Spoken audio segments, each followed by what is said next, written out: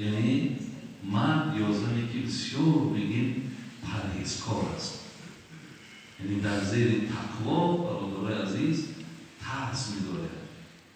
معنای کلمه تقوا چی است؟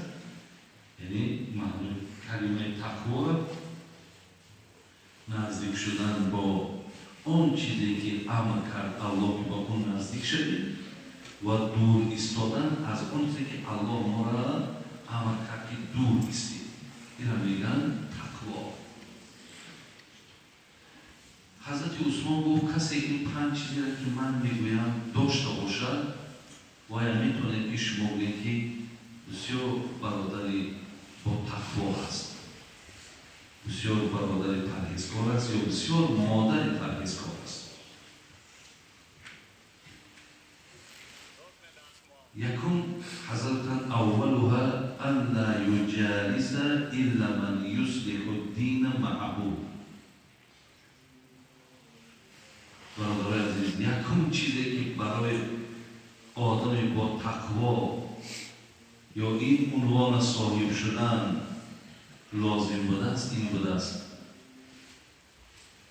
در نشستن جای را انتخاب میکند که فقط و فقط دینش تقویت می‌کند. چگونه که آیت قرآن میگه فبشر عباد الذين يستمعون القول فيتبعون احسنه اولئك الذين هداهم الله و اولئک هم اولو الالباب. خداوند میگه بشارت آن کسانی را که دو مجلس است، اینجا مجلس سخن خوب، اونجا مجلس سخن بد. آنهایی که مجلس سخن نیک انتخاب میکنند و اینها بشارت چی؟ اولئک الذین هداهم الله، اینها به نعمت هدایت رسیدند. و اولئک هم اولو الالباب، و اینها صاحب خیرند، اینها صاحب عقل هستند. یعنی برادرای عزیز، از این آیت معلوم میشه که شما کسانی که این گونه محفل دوست می‌دارید، گوش اندازید، الله رو که شما به نعمت هدایت رسیده که همون نعمت هدایتی که شما در سوره فاتحه میخونید اهدنا الصراط المستقیم صراط الذین انعمت علیهم. همون دعایی را که در آخر سوره فاتحه که قسم سیمش عبارت از دعا هست، شما که دعایی بگید خدایا ما را در راه صراط المستقیم هدایت کن. کدام راه؟ انعمت علیهم، راه آن کسانی که به آنها انعام کرده اید، راه آن کسانی که از آنها تو راضی شده اید، ما را همون راه در هدایت کنید. همون نعمت هدایت برادرای عزیز در شما هست که شما ببینید چقدر محبوبیت دارید، چقدر دوست می‌دارید، چقدر احترام می‌کنید سخن قال الله و قال رسول الله.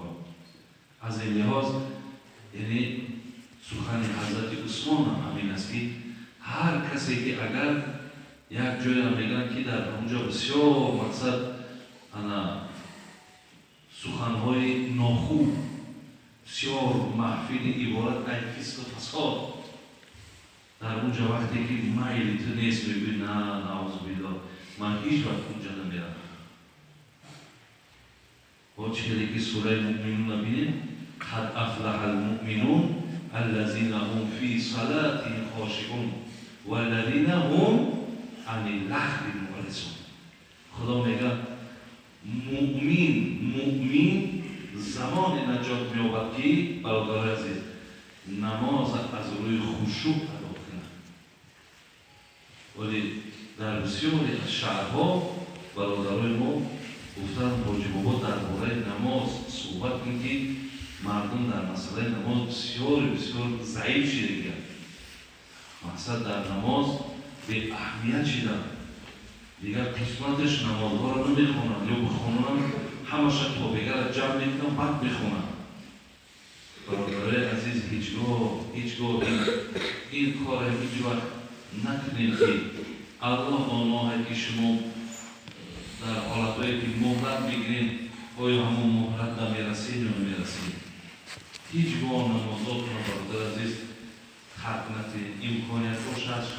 است نمازات رو بخوان. الله در سوره مومنون چی گفت؟ والذین هم عن اللغو معرضون.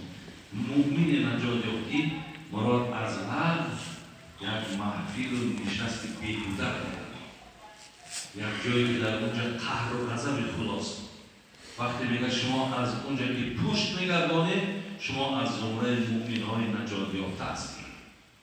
انا حضرت عثمان میگه اگر وقتی که میبینی که در قلب تو خواهشی مثال نشستن در این گونه محفل ها پیدا میشود، یک نشانه آدمی با تقوا علمه.